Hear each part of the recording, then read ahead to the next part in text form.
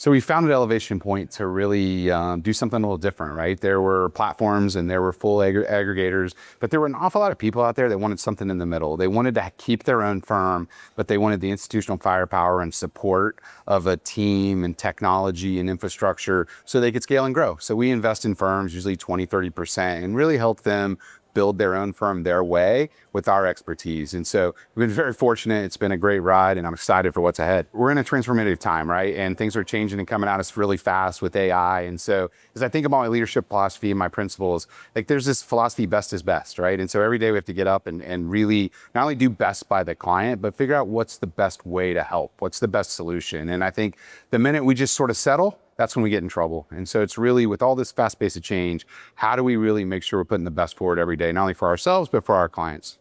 Organic growth is the holy grail, right? And I think when we look under the covers, we make a lot of investments.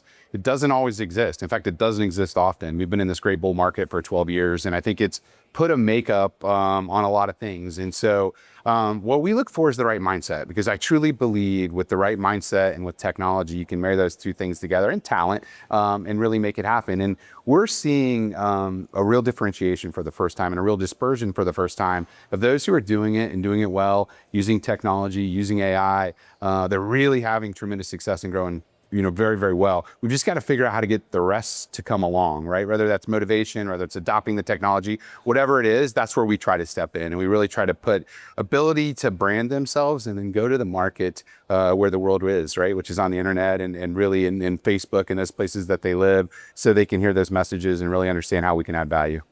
If I was an advisor thinking about how to future-proof myself, I think about how to embrace technology first and foremost, because we believe at our core, the world's going to be tech-enabled. But I think it's going to be human delivered. And there's a real difference between, being enabled and being delivery. And so I always say that I feel like for the most part, technology should take you to maybe the 10-yard line, to use a football analogy. But that final 10 yards is going to be driven by a human, because technology doesn't have empathy.